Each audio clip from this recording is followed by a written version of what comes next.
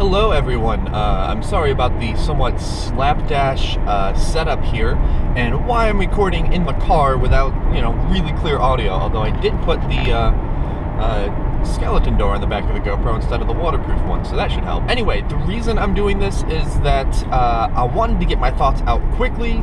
This was the time that I felt that I had to do it, and I'm driving, so, sorry, this takes priority, not you guys. I love you guys, but pickup comes out with like 6 feet of plank following, and off we go.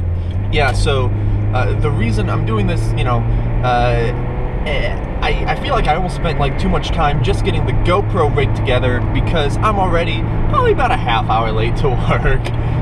Dave, if you're watching, I'm sorry. But the reason is that today is Tuesday, October 27th. And at midnight today, aka last night, Halo 5 Guardians came out. I got the Halo 5 Edition Xbox One right when it came out, more or less specifically to get it in time to play this game. I've had when Halo 3 came out, I didn't have a 360 yet. I had to wait a few months to play it. Big Halo fan, it sucked. So I was like, I'm getting this. I didn't finish it last night. I thought about it. I did that when Halo 2 came out. In fact, I live blogged it, so to speak. Yeah, I'm like a live journal entry. I'm pretty sure I just like made an entry and then I kept editing and adding in thoughts like, oh yay, the shotgun's back, and oh my god, you're playing as the Arbiter, that's so awesome. I decided not to do that 11 years later with the release of Halo 5. I was thinking that I would, go into Twitter and talk about it, and you do hashtag Halo 5, and Master Chief's helmet automatically pops up next to it. I thought just before I started the game, I said, you know what, I don't want to do that, because I don't want to be that guy spoiling everything on social media. So instead, I'm making this video on my impressions for Halo 5, and I will come back here and, as I play through more of the game, I want to finish it by Thursday at the latest, and I'll come back here and keep doing these. Before I even started the game last night, I was, I'm sitting here like a half hour ahead of time, just like, it's pre-ordered, it's preloaded, it's ready to go, come on. So I'm thinking, it's like, okay, cool. I'm watching the launch trailer, and I already know that it's basically going to be Spartan Locke versus the Master Chief. I'm thinking to myself, it's like, this is interesting because Halo 5 is kind of the middle of the Forerunner trilogy, right? And Halo 2 was the middle of the Flood trilogy. And in the middle entries of those trilogies, we have two protagonists that you play as two different people. Now, in the case of the Arbiter, for me at least, it was a total surprise. It was awesome, and all of a sudden, it's like, why are we following this elite around? And, that awesome moment that I already reenacted back there for being able to be the Arbiter. Here it wasn't a surprise, it was kind of planned going in, but I'm wondering how much it was a conscious nod to Halo 2 and its dual protagonists, and how much it might have been an original thought. Because so far, the more interesting story for me has been Locke and what he's doing. Now, I'm about 6 missions. Yes, I finished mission 6, which was surprising to me. You start off the first mission, you're Fire Team Osiris. Spoilers. Did I say spoilers? Spoilers. You start off the first mission, you're Fire Team Osiris. Mission 2, you're Blue Team. Missions 3 through 6, you're Osiris. It fits so closely together, I didn't realize there were technically separate missions in the game. All of a sudden, I'm looking and Mission 6 complete achievement pops up. Yeah, I played until about 2:30 last night, and I was like, well, I do have to work tomorrow.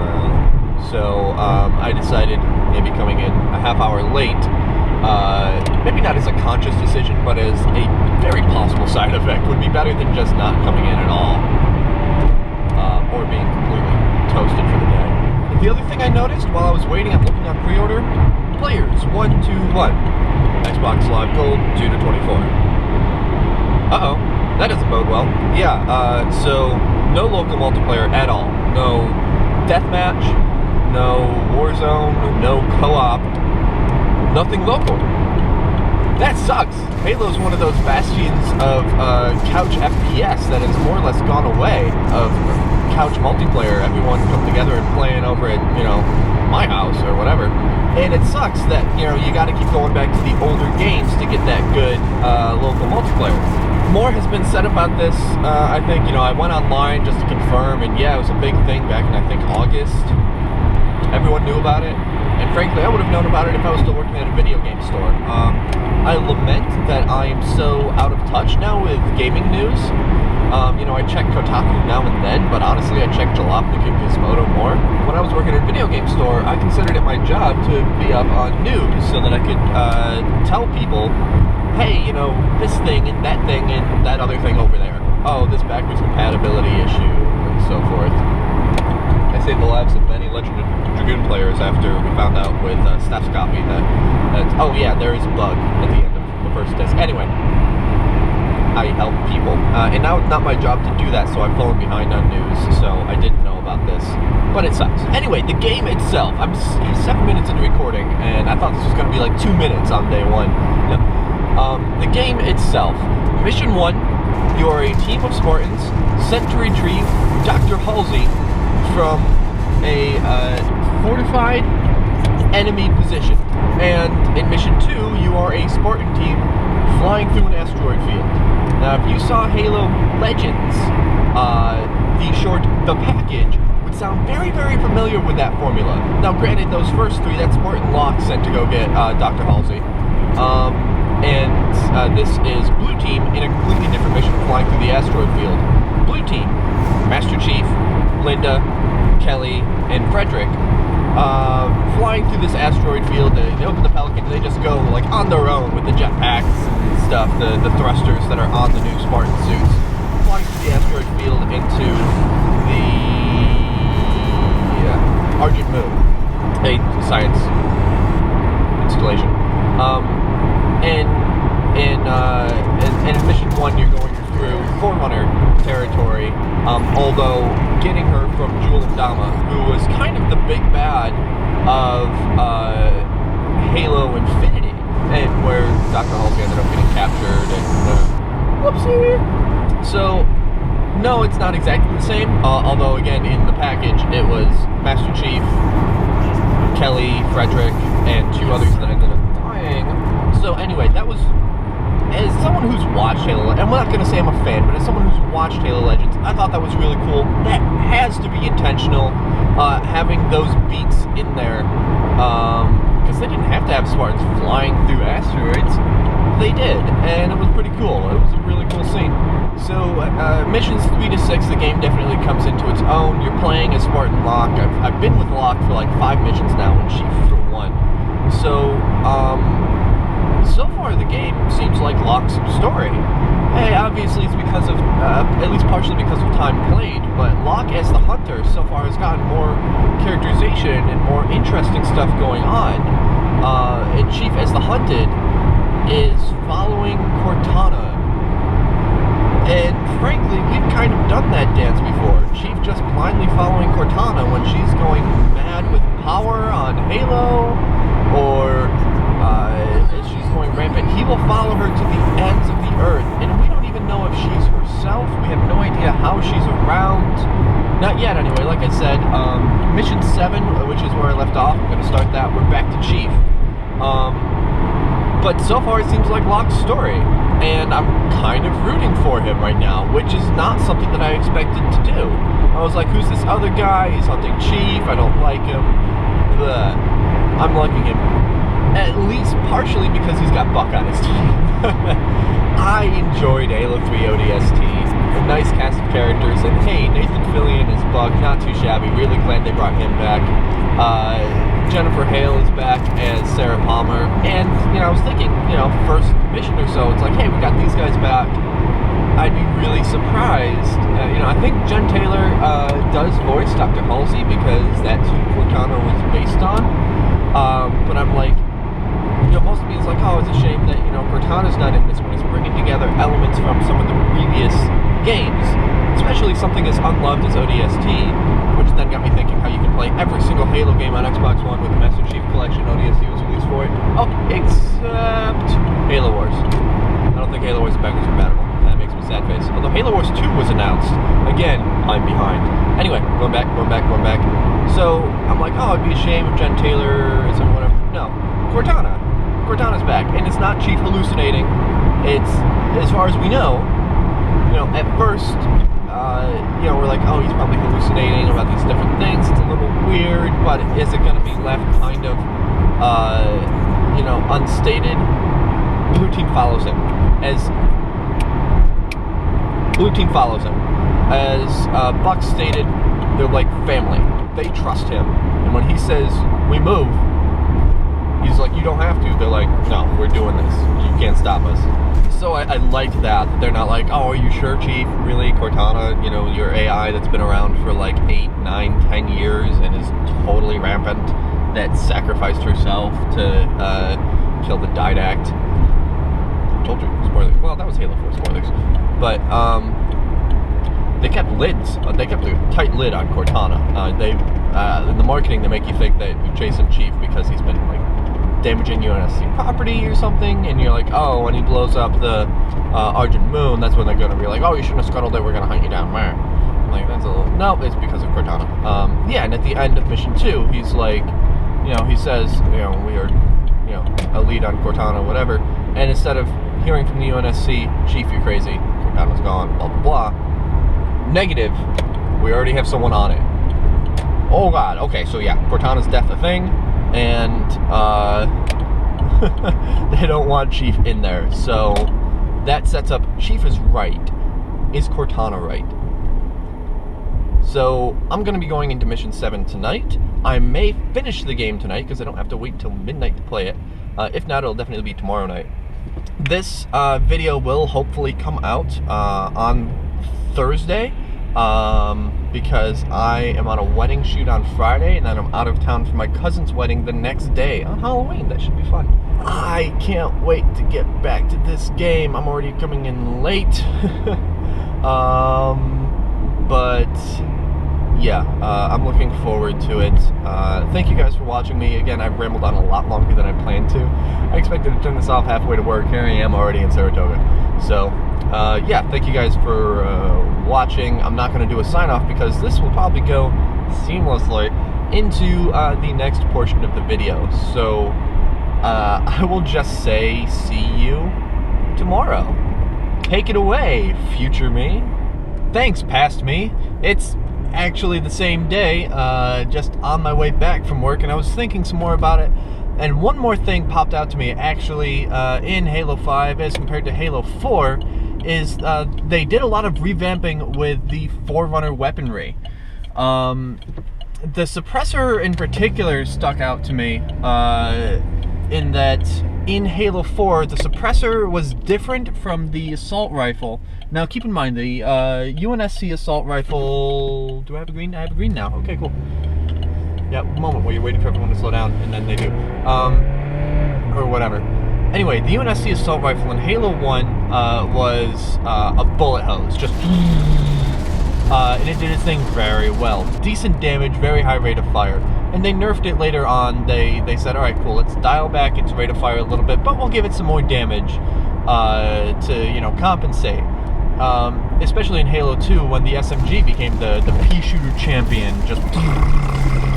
Oh, I hated the SMG in Halo 2. It was just so weak sauce. Anyway, yeah, they ramped up the assault rifle a bit. Instead of 60 rounds, I had 32, and ooh, Tesla. And that was its thing, and so it was kind of neat for me going into Halo 4, where the Forerunner suppressor was the bullet hose again. Each shot didn't do a lot of damage, but you could lay down a lot of fire in a particular area. And sure enough, in Halo 5, they scaled it back. It holds less ammo, and each shot does more damage. Now, its thing that sets it apart from the human weaponry is that it and the bolt shot, and they revamped the bolt shot a bit too, its shots now home a little bit on your, let's see if that's important. I can check that later. Not important, but cool to look at. Yeah, they home in on the target now. You fire a couple shots and they kind of loop out and go in. So that's kind of neat. It doesn't make it as attractive an option to me. I still prefer the light rifle, but the light rifle is kind of in shorter supply now too. So The bolt shot they revamped. It's just a single shot pistol now. You can't do what you could in Halo 4, which is hold down the trigger to get a bigger blast going. Basically gave you the option of weak pistol or weak-ish shotgun. Now it's a slightly stronger pistol. So there's that. And then the grenade they changed too. The Forerunner grenade used to be you drop it down as soon as it hits, it rises up, creates this energy field that does damage when it's created and then does damage again when it's destroyed. And I think some residual damage in the middle there as well. Now I'm not quite sure because I haven't found myself in the middle of one. I threw one down. I was expecting the field to come up. Instead, a bunch of these little like glowing lights came up. And I think that what that is, am I in the light? No, that's a good, well placed shadow. Thank you, chair. And instead, what came up was a bunch of like glowing lights all over. And I'm like, I probably don't want to run into those. I think I walked into one and did a little bit of damage. So it's actually almost like laying a temporary mine that stays there for 5 or 10 seconds, which is going to take me some getting used to tactically, but I like the idea. It's now a trap as opposed to the frag grenade and plasma grenade that we've always had. I like the idea of having that. It's not, you know, I'm playing Deus Ex right now. It's not a full-on mine like I can lay there and just wait all day for someone to come over to it. But it does create a choke point, and I do like that. It does so a little more effectively, I think, than the old Forerunner one, though. It was definitely good for error denial as well. So, other than that, the weaponry hasn't really changed much. They tweaked the Needler again. The Storm Rifle is back. The Railgun is back. I mean, there's a lot of weaponry. You know, as they introduce more stuff and more enemies, actually. The Forerunner warriors are neat. Knights are more powerful, and warriors have kind of taken their place a little weaker than the knights used to be. So the Prometheans are fun to attack now. They're definitely, you get a sense of, okay, here's the regular troops, and then here's the elites when they come out. So that's fun. But as they add more weapons on each side and everything like that, you know, not everything has its exact focus, and you find yourself gravitating towards a few weapons. So everything else has just been variations on the theme, but the Promethean weaponry, they amped up a lot. So I think that's all I had to say for now, again. So once again, I'm going to turn it over to future me, hopefully tomorrow. Take it away, Wednesday me. Sorry, Tuesday me. It's actually still Tuesday me, with another comment that I just remembered that I had. There's one little bit that I liked, and it gave a hint to Halo as another genre. I'm not talking about it teasing anything, it was just taking the gameplay in a slightly different direction that I really appreciated. In Mission 4, I guess, when you're with Fireteam Osiris, hey, there's the light. There's a bit where you're investigating, hey, where did Chief go? There's a UNSC, you know, Chief is somewhere on this planet. We need to find out where it is. And so you get permission from the colony's governor to talk to people. They're not very UNSC friendly. It's out on the frontier, whatever. But you got to talk to people to find out. And all of a sudden, I'm sitting here like, oh my god, I'm back in Mass Effect. There's a couple points where the aesthetic kind of felt Mass Effect-y, especially, actually, Chief going through the asteroids kind of felt like it. But going around the town and finding people of interest, yes, I could have used the Artemis thing. Instead of always having a waypoint, you hit down on the D-pad and it shows you your waypoint for like 5 seconds. I could have used that to find people of interest, but I'm like, no, I'm gonna find people the normal way. And I wandered around the town, listening to conversations, and then hitting interact to get a little bit more information about it. And they would mouth off to the UNSC representative, but they would do so in a way that I still got the intel that I needed. So Halo as an RPG, not something I really thought about a whole lot, but something I want. Okay, now I pass you back to whichever me picks up the phone next. Ring ring, calling me sometime in the future. Who are you, and when are you? Yeah, this is Wednesday me. Why are you so chipper past me? Okay, so somewhere between Agents of S.H.I.E.L.D., The Flash, and once again getting to bed late. I did, in fact, manage to finish Halo 5 last night. We got a fair amount to talk about. I wrote myself some notes.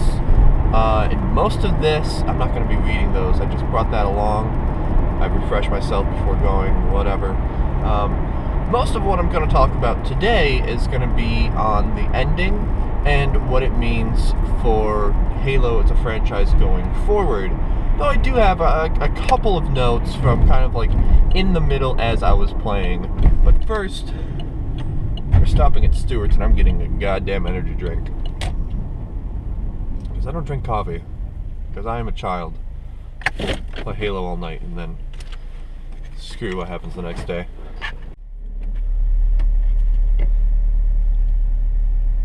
This is for later, though. Right now, I'm just starting off with a breakfast of milk and cereal. That's going to be right now on the drive. The energy drink will hopefully get me through at least half the day, at which point I can then properly wake up. So anyway, Halo 5. Yeah, a couple impressions I had as I went through really quick. At the beginning of one of the Fireteam Osiris missions, alright, Spartans, we ready? And Buck says, I'd like to knock her to say a few words. And she does a couple, kind of like mini prayer before battle kind of thing. It was cool. It was neat. It was a nice team bonding moment. And then at the end of it, she quips, and then Buck is buying us all the next round. And they load onto Covenant dropships. They're heading out towards their objective. We get through this, I'll buy the whole damn bar. Okay, did that sound familiar to anyone else? Raise your hand if you thought that that was a reference. And I double-checked to be sure. I'm like, that's a reference to something. To me, that's a reference to Barney in Half-Life 1. Man, if we make it out of here alive, I'm gonna buy you all a round of beers. Hell, I'll buy the whole damn bar! Something along those lines. I'll see if I can, find footage or even find the bit and record it myself, because, that's what I'd like to do with all this.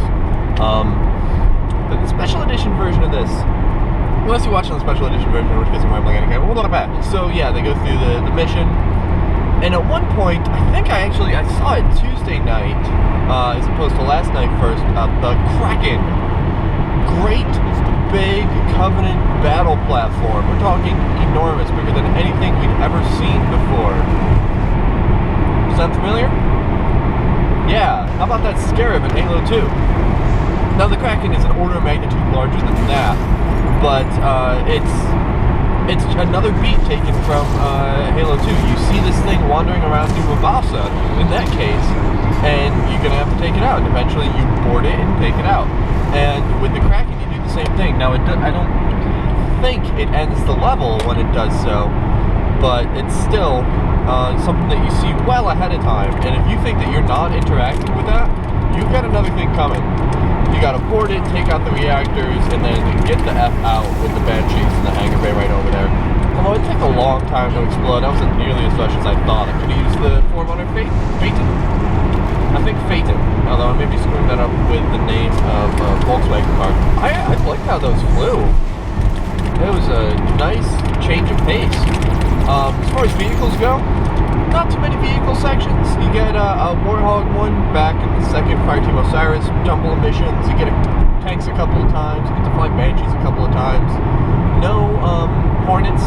You have the option for a Mongoose, but I mean, why would you take it when there's a Warthog right there and a Scorpion over there? The Mantis sections were fun. When you're hopping into a Mantis, it's like, alright, cool.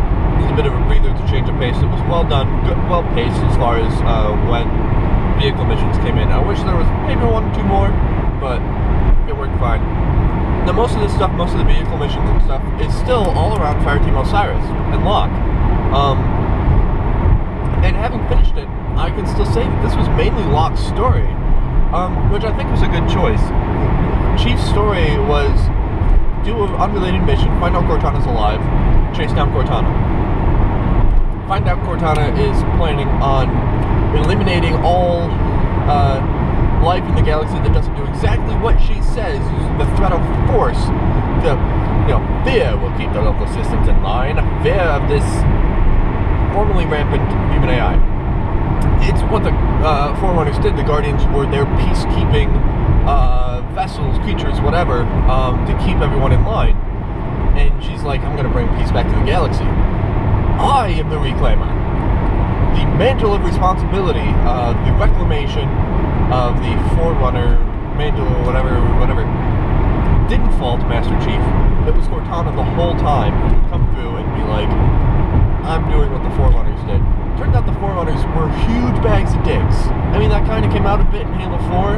You realize they were really not cool to the galaxy when they were around. Turns out they kind of deserved the Flood. Oh, the Flood. I kind of miss the Flood. Halo 1 was well paced, and you get this sigh of relief. Oh, I'm just fighting Covenant, I'm not fighting Flood anymore. Wow. That kind of continued through. Halo 1 didn't really have a primary antagonist. It was survive, get off the ring. You're fighting the Halo and the Flood, they're in your way. If anyone, it's the Monitor, 343 Guilty Spark, that ends up being the antagonist. You don't exactly take him out, but you stop his plan to stop you. You blow up Halo and get the hell out. Halo 2, I would say it's probably the Brute Chieftain, especially as the Arbiter, that's your antagonist. Halo 3, I guess the Covenant and Flood in general. Gravemind, perhaps. It's been a little bit, actually. ODST, the Covenant in general. Halo Reach, the Covenant in general. Just the Covenant. ODST and Reach, just the Covenant. No dual species antagonist, which is kind of different change of pace from the main trilogies. Halo 4, the Didact. Definitely the antagonist. Halo Infinity, which is, all the extra content that came with Halo 4, mainly the multiplayer stuff, but, you read through, you watch the cutscenes, and the Didact's hand is the antagonist. Didact's hand goes down in the first mission, end of the first mission. The antagonist, someone becomes Cortana as the big one in the background. More immediately, the Warden, he just keeps popping up. The final boss fight, and yes, I say boss fight, Halo 1, Halo 3, they had the chases, they had the Warthog sequences at the end, which I love, you're getting away, like that's the end sequence, instead of a boss fight. Halo 4, it's not exactly a boss fight, it's a platform thing. You go around, kill these guys, kill these guys, kill these guys, and then go here. It's a big brawl. Halo 2, the Brute Chieftain, that's your boss fight. And again, with 343 second installation, you again get a boss fight against 3 Wardens. Oh my god, fuck that guy. Fuck that guy right in his Forerunner ass. So there's a bit as Osiris when you fight 2 Wardens, and you're like, oh god, no. This is rough, this is hard. It started to get a little tiresome in the Warden fights, but each one was on different terrain. Each one offered new possibilities and challenges for the fight. So while the guy is the same, they were effectively mini-bosses through the thing, in the same way that Hunters are for the Covenant. So it was neat. I felt that there were, I had a rough time with, how many of the mini-bosses there were, both Hunter and Warden. But the Warden was definitely the one who was actively against, especially Chief the whole time.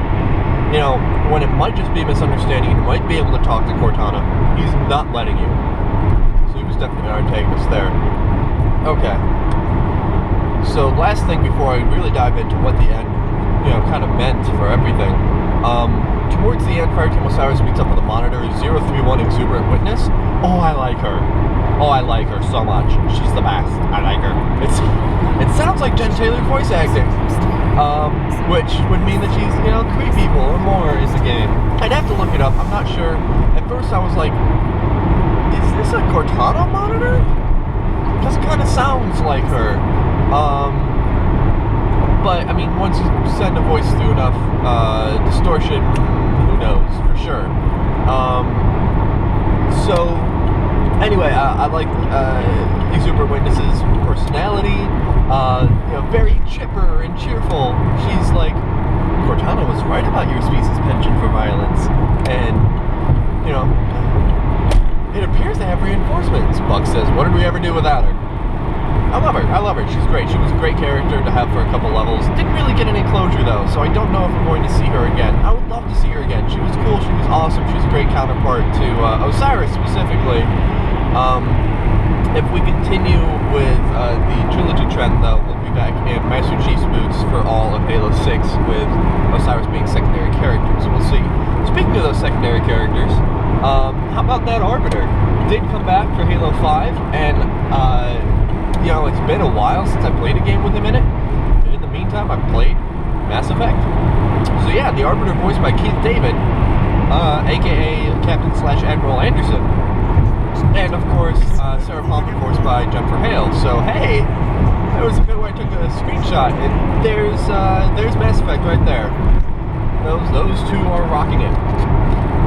Some of the best in the Systems Alliance. We'll see what happens with Osiris. More, I want to see what happens with Roland. Right at the beginning, everyone's talking about Cortana, how Cortana's back, and Roland's like, wait, what? Everyone slow the fuck down. Cortana's back, and we're not just going to talk about this? Like, at all?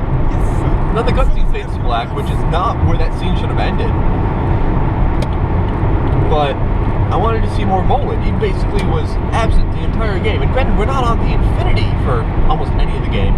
You know, considering that he was a minor player in 4 and Infinity, I would have liked to see more out of him. You know, at the end, Cortana is calling out to all the human AI, and they're reporting back that they want to be part of her new galactic order.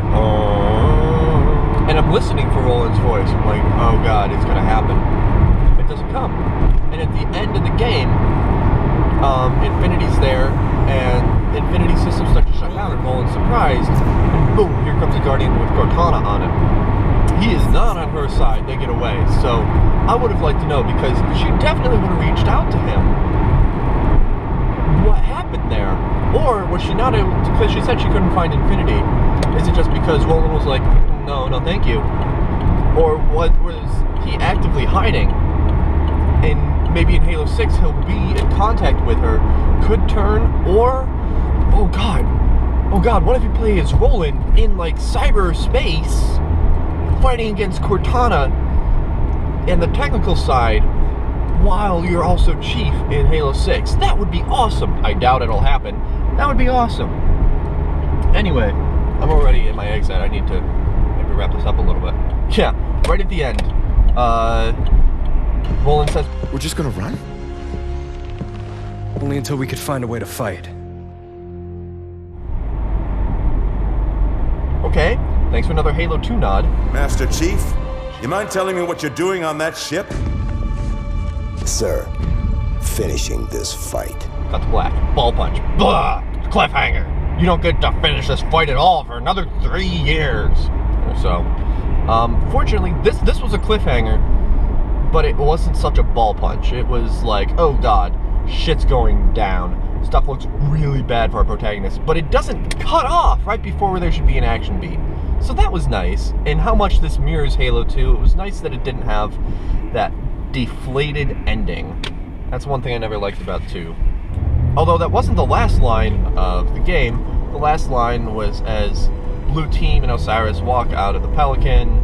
Dr. Halsey greets them, sees John, and says, It took you long enough. that was neat. That was neat. I almost kind of wish, just for the Halo 2 nod, that it did finish on until we can find a way to fight. Just a minute there, morning me. This is evening me, with one more quick note before you go on to wrap up the whole game. I did want to say something about level design, and I don't mean the aesthetics of the level design. Yes, we went to Sanghelios and got to see some ancient Sangheli elite, that is, Sangheli temples that were, quote, ancient while the pyramids were being built, and that was kind of neat, but I wanted to see modern Sangheli architecture. Does it look just like Covenant architecture, or are they purposely trying to rebuild it and get rid of the Covenant influence on their culture?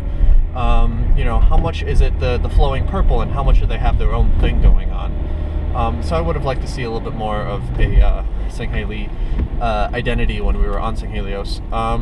And Forerunner architecture was appropriately Forerunner. At some points it felt like Halo 1, which got me to thinking that, hey, you know, Forerunner architecture has kind of evolved over the course of the games, which is funny considering that they've been extinct for millennia. Eons. A long time. You compare it to Halo Combat Evolved Anniversary, and there's some bits that kind of resemble it. You know, obviously they changed it a bit to go to what suits them. But no, what I wanted to talk about with level design was, like, physically how it was all arranged. There's a new mechanic with being able to climb, not just jump on something, but, you know, hold down A or keep jamming A and be able to grasp a ledge and get up. And they use this very well to open up a lot of new possibilities. In Halo 1, you remember the mission where you start off with a sniper rifle, and you go into the canyon and you're doing all, you know, you can snipe from afar, you can do whatever, but you're in the canyon.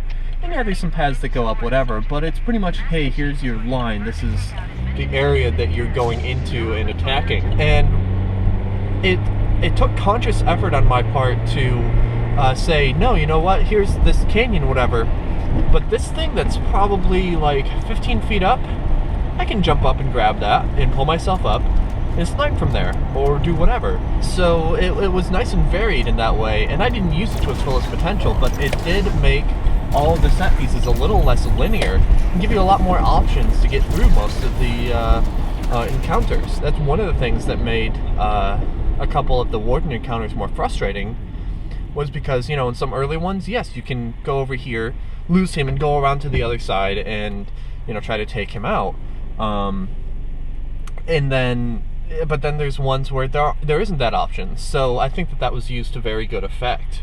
Yeah, I did just want to make that note about level design, especially after I read something today calling it bland, and I think it was anything but. You know, visually, it's more of what we've been getting with Halo. No huge leaps. Although, actually, I really like the design of Genesis as well. You know, you can see the neat flora and the fauna in the background. Kind of wanted to get up close with them. Actually, the first time I ran into a Promethean crawler, I'm like, oh, look, it's a puppy. I'm like, oh, it's an animal or something. It's like a techno animal that I can interact with, you know, back in Halo 4. And it started shooting at me from its face. I'm like, no, bad puppy face. And to this point, I still call them puppy face. Anyway, but I was, you know, I wanted to get up close and interact with, you know, wildlife in Halo 5 on Genesis. Couldn't quite do it. You can in Reach. There's a little bit there, but anyway, yay, level design I think was cool. Visually it worked, and tactically it had some neat possibilities. So yeah. Now I hand you back to the somewhat capable hands of Morning Me for wrapping up my thoughts on the game in general.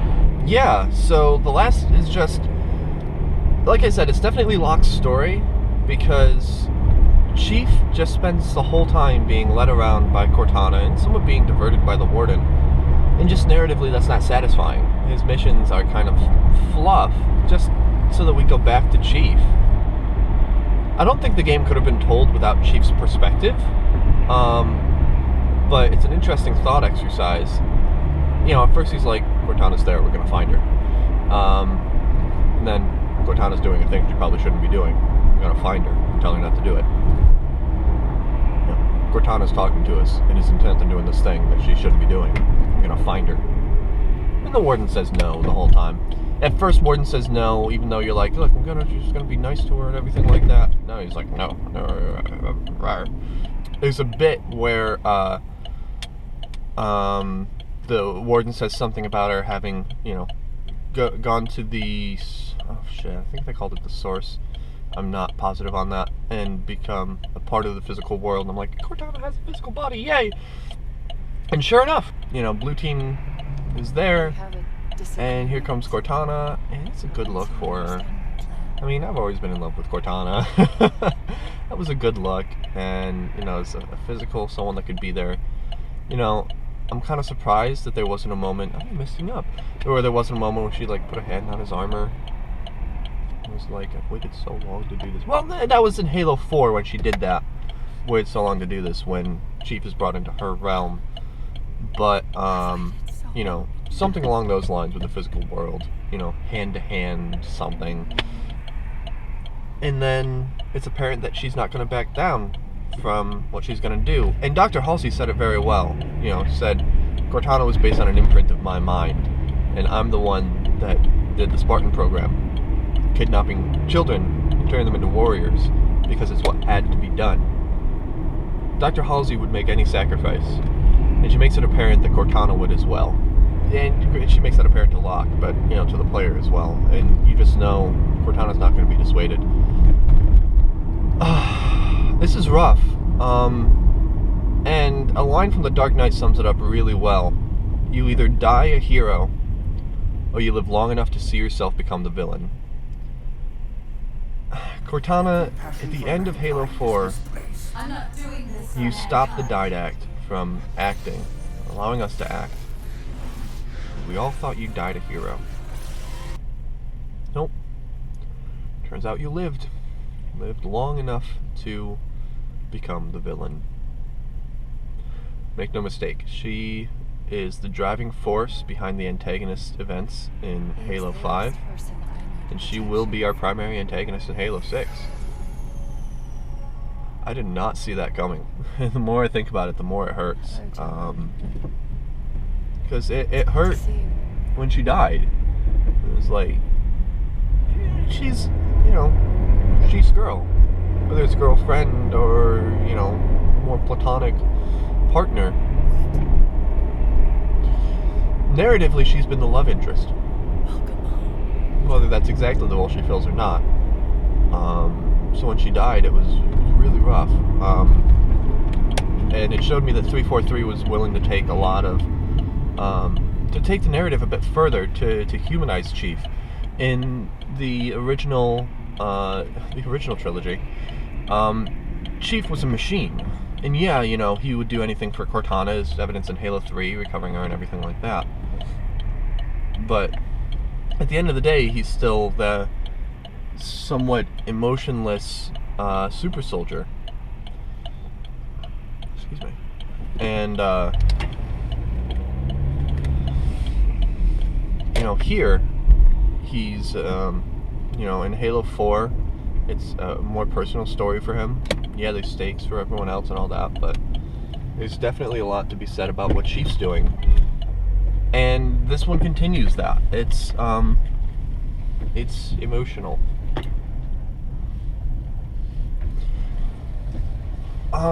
So yeah, it's gonna take me a little bit, and you know, we played Halo 4 right before doing 5, and shit still hurt when she was gone, but now she's back. And I kind of wish she wasn't. It's gonna be tough because you know there's no happy way for this to end. Cortana is going to have to die, and it's going to have to be by the Chief's hand.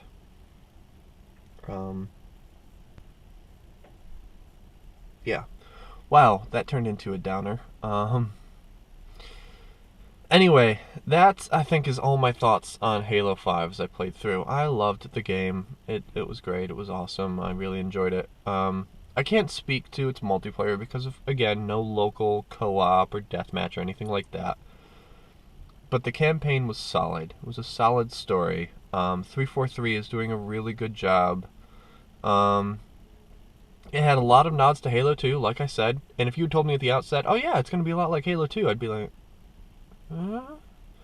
it's kind of the forgotten one. I mean, yeah, it was the first one to bring Xbox Live multiplayer.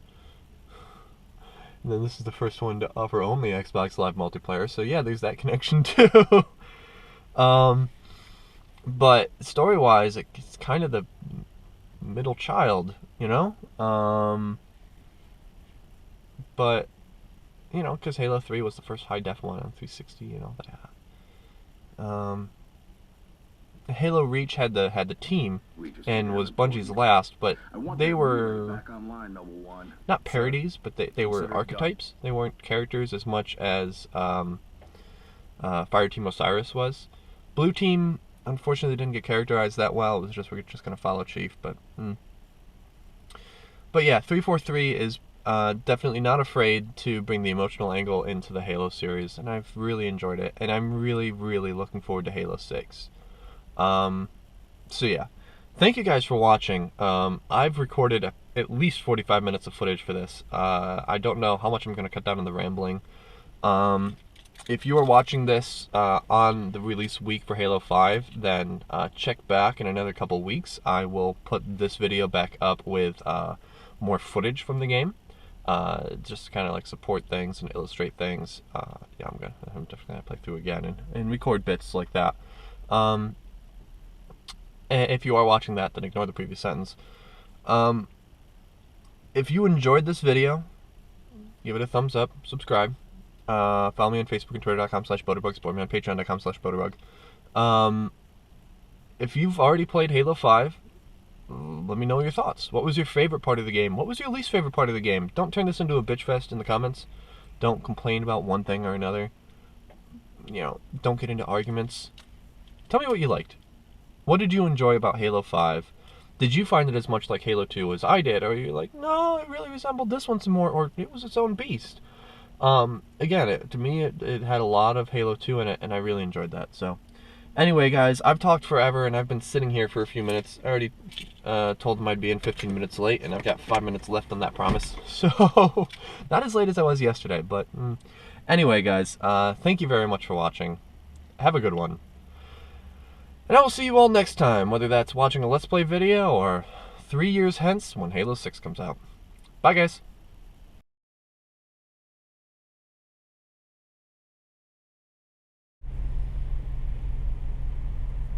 Also, there was no end credits cutscene.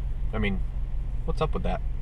No little neat Easter egg teasing the next? No, it's weird.